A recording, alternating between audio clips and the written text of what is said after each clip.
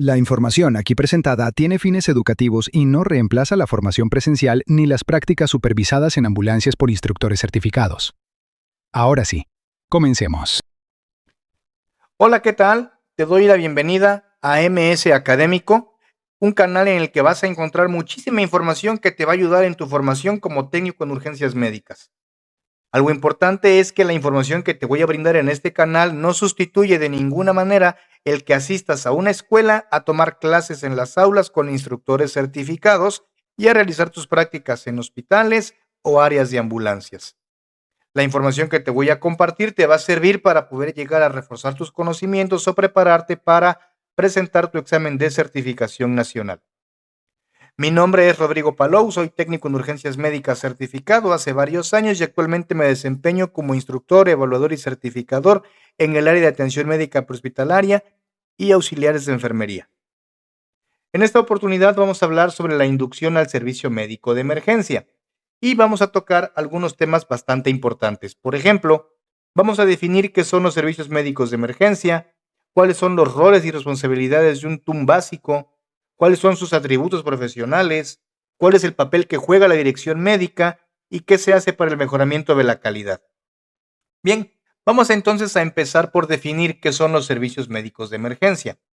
Son servicios de emergencia que se brindan de manera oportuna, de manera eficiente, brindan tratamiento prehospitalario urgente y estabilización para enfermedades y lesiones graves, así como transporte a la atención definitiva. Es decir, nosotros llegamos en una ambulancia, valoramos a la persona, evaluamos su situación, lo estabilizamos, si es necesario, lo abordamos a la ambulancia y lo trasladamos a un centro médico para que reciba la atención específica o especializada que necesita.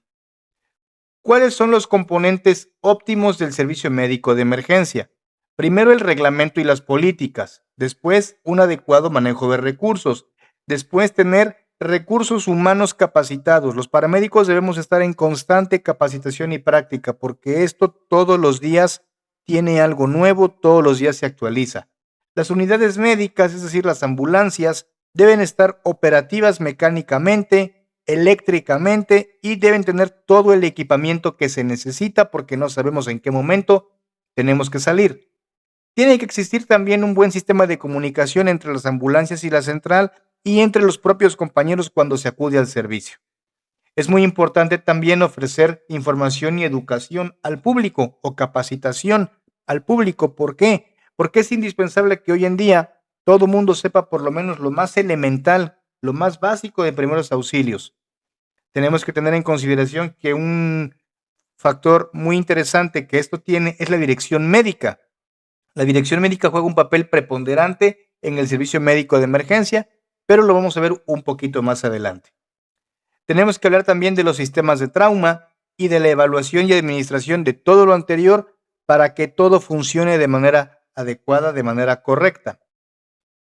¿Cómo se accede al número de emergencias?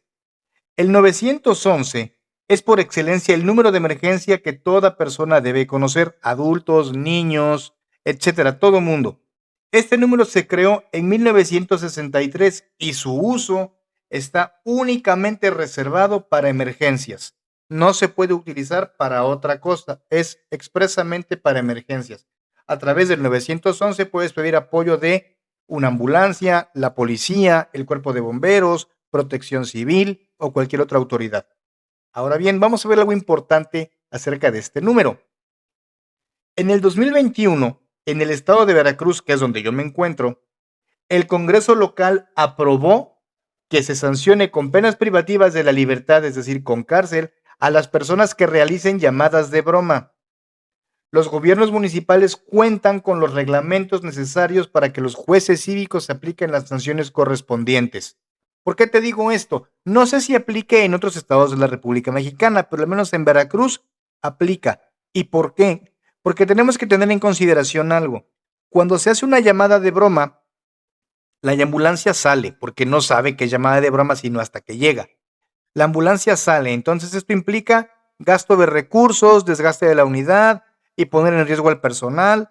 Y además de esto, imagínate que la ambulancia sale a una llamada de broma y realmente de pronto cuando la ambulancia ya se fue y va a la mitad del camino, entra una llamada de una persona que realmente necesita la ambulancia y la ambulancia no puede ir a asistirlo porque va a una llamada de broma. Entonces, la persona que necesitaba la ambulancia con urgencia, que realmente la necesitaba, podría verse en una situación mucho más grave, mucho más peligrosa e incluso pudiera llegar a perder la vida.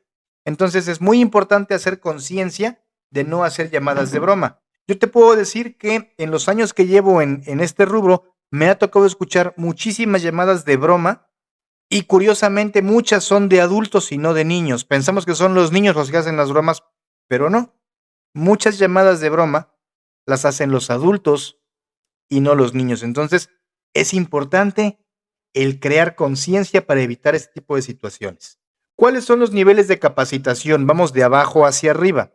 Tenemos al primer respondiente, al TUM básico, al TUM intermedio y al TUM avanzado.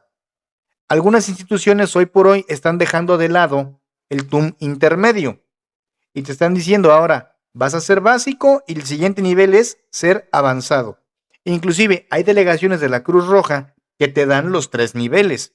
Todas las delegaciones del país te van a dar el TUM básico, todas. Pero algunas delegaciones, como por ejemplo en la que yo me formé, te ofrecen el TUM intermedio. Y hay otras delegaciones en el país que te ofrecen el nivel avanzado. Adicionalmente a esto, hay instituciones privadas que te ofrecen la carrera de técnico superior universitario en atención médica prehospitalaria, que es el equivalente a ser TUM intermedio. Y hay otras instituciones privadas que ya son universidades más grandes que te ofrecen la licenciatura en atención médica prehospitalaria y cuando tú te gradúas te dan título y cédula profesional como licenciado en atención médica prehospitalaria, pero el entrenamiento que recibes es como si fueras TUM avanzado y un poquito más arriba.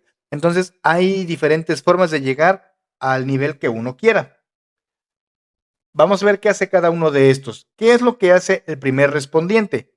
El primer respondiente es el encargado de evaluar la escena, comenzar la revisión de lesionados y activar el servicio médico de emergencia si es necesario. ¿Por qué? Porque el primer respondiente generalmente va a estar ahí, va a ver lo que pasó, va a saber lo que pasó. Un primer respondiente debe de al menos acreditar un curso denominado 6 acciones para salvar una vida. Este es un curso que da la Cruz Roja desde hace muchos años. Algunos instructores independientes lo trabajan apegados a lo que dicta el Sistema Nacional de Certificación y Normalización de Competencias Laborales en México. Le cambian el nombre, le ponen un número al estándar de competencia, pero el contenido del curso básicamente es el mismo.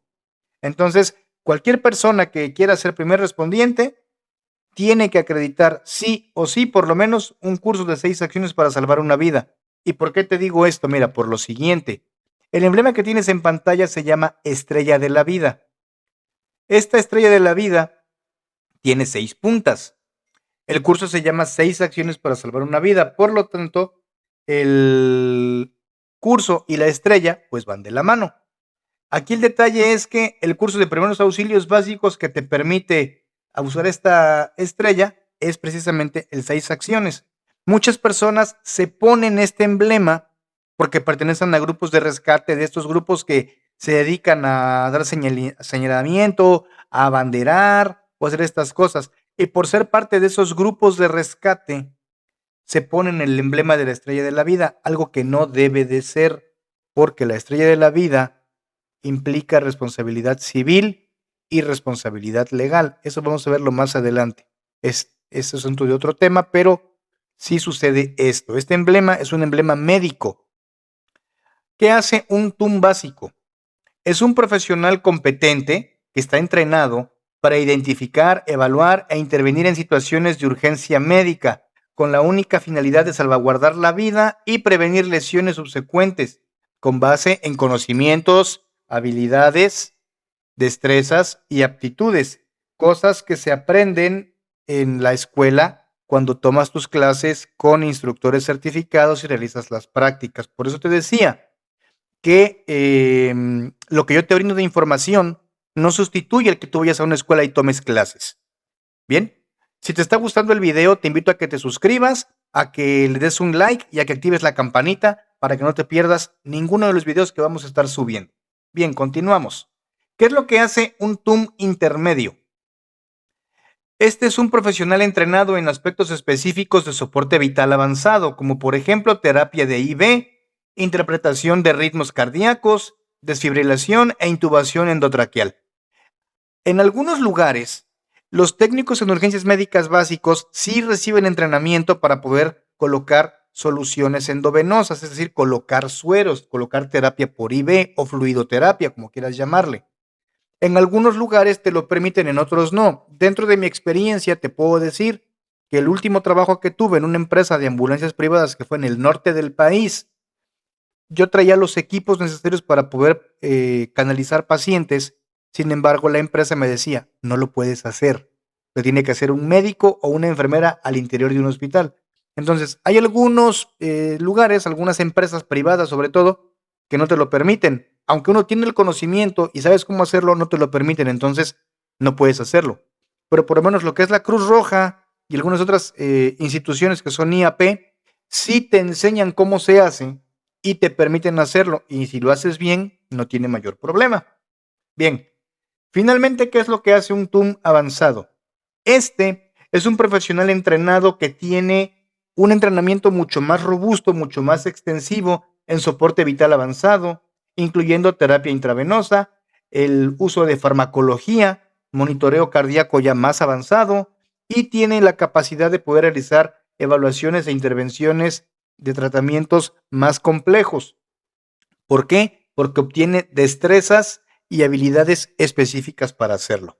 Si hablamos de los sistemas de salud están compuestos por centros para pacientes de trauma, centros para pacientes quemados, centros para pacientes obstétricos, centros para pacientes pediátricos y centros para pacientes con envenenamiento. Cuando te hablo de centros, te hablo de hospitales.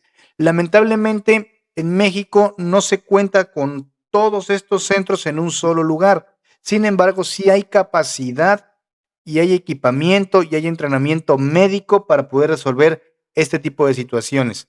La parte más grave, por ejemplo, sería un paciente quemado. Cuando hay un paciente quemado, que es un paciente grave, lo que generalmente se hace es que a través de fundaciones como la Fundación Michoy Mau, se hacen gestiones para que el paciente quemado pueda ser trasladado vía aérea a Galveston, Texas, y ahí lo atienden, porque ahí sí hay un centro para quemados, ¿ok? Pero dentro de todos los demás casos, sí contamos con el entrenamiento médico y el equipamiento para poder hacer frente a este tipo de emergencias. Ahora bien, ¿cuáles son los roles y responsabilidades? El personal que aborda ambulancias o atiende urgencias médicas debe tener en cuenta que existen roles y responsabilidades como, por ejemplo, primero mi seguridad personal, después la seguridad de la tripulación, es decir, de mis compañeros, después la seguridad del paciente y finalmente la seguridad de los transeúntes. Cuando tenemos cubierto el tema de la seguridad, lo siguiente es la atención médica hacia el paciente. Tenemos que entregar una atención médica eficiente, eficaz, oportuna, que realmente ayude al paciente, que estabilice al paciente. Tenemos que tener mucho cuidado cuando realizamos procesos de levantamiento y de movilización de pacientes. Te pongo un ejemplo muy sencillo. No es lo mismo que tengas que inmovilizar a una persona que se cayó de la bicicleta y se fracturó el tobillo, a que tengas que inmovilizar y levantar a una persona que por un accidente de atropellamiento tiene fractura de cadera. Evidentemente, una fractura de cadera es mucho más complicada, es mucho más difícil. Entonces, hay que estar en constante práctica, en constante entrenamiento, hay que estar viendo actualizaciones, uso de equipos nuevos, de dispositivos nuevos. Esto es algo que nunca se detiene, ¿ok? Por eso es importante estar en capacitación constante. Tenemos que tener un buen sistema de transporte y transferencia de pacientes para llevar al paciente de manera segura al centro médico más adecuado de acuerdo al cuadro que éste presenta, a las lesiones que éste presenta. Y finalmente, tiene que existir un buen sistema de recolección y registro de información para poder tener todos los datos a la mano para hablar con el médico, para entregar al paciente, para documentar los casos, para respaldar los casos, etc. Dentro de los atributos profesionales también es importante destacar que los profesionales de la salud, en este caso los técnicos en urgencias médicas, deben tener una apariencia limpia y cuidadosa. No puedes andar con el uniforme sucio, con la camisa desfajada y arrugada. Eso no se puede. ¿Por qué? porque trabajas con temas de la salud y por ende tienes que dar una apariencia pulcra, limpia, cuidadosa. Tienes que tener conocimientos y habilidades actualizados. Aquí volvemos a tocar el tema. Hay que estar en constante proceso de capacitación y aprendizaje. Hay que estar atentos a las necesidades del paciente y saber que tengo la capacidad y la destreza de poder resolver y responder a las necesidades de este paciente. Se tiene que tener una buena salud física, porque a veces nos toca subir escaleras, bajar escaleras, descender a rapel por una pendiente, cargar pacientes pesados, y si no tenemos una buena condición física, pues vamos a tener que andar batallando porque nos va a costar mucho trabajo. Se tiene que tener también un interés general y un temperamento apacible. ¿Hacia dónde? Hacia el paciente y hacia los familiares y hacia los transeúntes y hacia toda la gente que está en la escena. Porque imagínate que de pronto llegas a la escena, está el paciente tirado en el suelo, sangrante, está espantado, está preocupado, tiene miedo y están los familiares también bien espantados y te están gritando que te lo lleves, que te apures, que qué estás haciendo. Algo muy común, sucede mucho.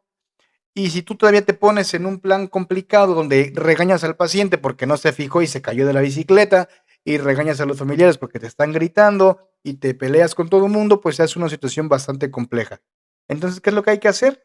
Tener un temperamento apacible, guardar la compostura, pedir a las autoridades o a las personas que estén al lado de nosotros que le pidan a la gente, a los curiosos, que nos dejen trabajar y centrarnos de manera específica sobre el paciente.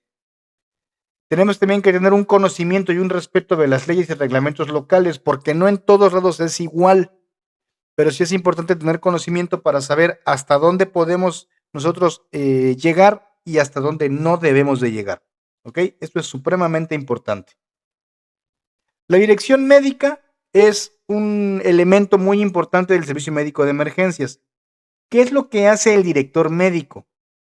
Casi nada. El director médico es el responsable de los aspectos del cuidado clínico y del paciente en un sistema de servicios médicos de emergencia. Es decir, es el que va a tener la capacidad y la autoridad de autorizarle a los paramédicos a algún tipo de tratamiento o algún tipo de procedimiento. Por eso es un elemento muy importante dentro del servicio médico de emergencias. Todos los servicios de ambulancias tienen que tener sí o sí un director médico. El C4 o C5, según sea el caso, cuenta con un médico de base, al cual se le pueden solicitar instrucciones de ser necesario. Aquí donde yo me ubico, pues tengo muy cerca el C4, y el médico que está en el C4, a mí me ha tocado consultarlo varias veces para preguntarle por alguna situación, por algún medicamento que tengamos que pasar al paciente, etcétera. ¿Por qué? Recordemos que los técnicos en urgencias médicas de nivel básico no están autorizados a pasar medicamento. Entonces, puede ser que tú sepas con qué medicamento el paciente va a mejorar. Y puede ser que lo traigas en tu botiquín. Perfecto, excelente. Pero como no estás autorizado a pasarlo, si tú sabes que el paciente lo necesita, para que lo puedas pasar, hablas con el director médico, le expones la situación, le indicas que tienes el medicamento y le solicitas que te autorice a pasar ese medicamento y entonces así ya puedes hacerlo. Y esa autorización se registra en la hoja o en el formato de atención prehospitalaria que traemos a bordo de las ambulancias. El personal de ambulancias y la dirección médica deben tener una comunicación muy estrecha. ¿Por qué? Porque el personal de a bordo se considera un agente designado del médico, es decir, los paramédicos somos los ojos de los médicos en la escena del accidente. Entonces, el tratamiento ofrecido es una extensión de la autoridad del director médico. ¿Qué sucede con esto? Tú encuentras al paciente, lo revisas, lo estabilizas, lo empaquetas, lo inmovilizas, lo subes a tu ambulancia, te lo llevas. En el traslado de la escena hacia el hospital, haces tus intervenciones, conectas un monitor, checas signos vitales, colocas una solución en la vena, colocas oxígeno, revisas al paciente de manera cefalocaudal, haces todo lo que tengas que hacer. Cuando llegas con el médico al centro médico donde vas a entregar a tu paciente, eso que hiciste se lo vas a decir al médico. Lo encontramos en tal posición, en tal lugar, tenía tal y tal cosa, intervenimos con esto, esto y esto y esto, pusimos oxígeno, pusimos una línea de IV, no sé, con Salina, con Harvard, con lo que sea. Todo lo que hayas hecho se lo vas a decir al médico. Y a partir de esa información el médico se va a empezar a generar un criterio, una idea, va a evaluar al paciente de manera más detallada, más específica, va a ordenar los estudios o lo que sea necesario. ¿Para qué? Para poder dar la atención médica definitiva. Pero al final del día, lo que yo quiero que tú tengas claro es que el tratamiento que nosotros ofrecemos a bordo de ambulancias y en la escena del accidente es una extensión de autoridad del director médico. Por eso es que la dirección médico juega un papel tan importante dentro del servicio médico de emergencia. Finalmente, para el mejoramiento de la calidad, pues se hacen varias cosas. Esto es un sistema de auditorías internas y externas de todos los aspectos que componen un servicio médico de emergencia, cuyo objetivo es identificar aquellas áreas que requieren mejoría. ¿Para qué? Para asegurar que el paciente recibe un cuidado prehospitalario de máxima calidad. Entonces, ¿qué es lo que se hace? Se hacen revisiones, se hacen reuniones, se abordan temas, se tocan ciertos detalles y ahí es donde a veces surge la necesidad de tener un curso específico, temas selectos, comprar algún equipo, actualizar algún equipo o lo que se tenga que hacer. A través de las auditorías internas y externas se da pie a todo esto y esto finalmente, ¿qué es lo que hace? Pues nos entrega la posibilidad de dar a nuestros pacientes una atención médica prehospitalaria de una máxima calidad. Bien, si tienes hasta aquí alguna duda o alguna pregunta, déjame en la caja de comentarios. Con todo gusto yo te voy a responder. Si te gustó el video, te pido que por favor me regales un like, te suscribas y actives la campanita para que no te pierdas ninguno de los videos que vamos a estar subiendo en este canal. Sin más, yo te veo en el siguiente video. Hasta luego.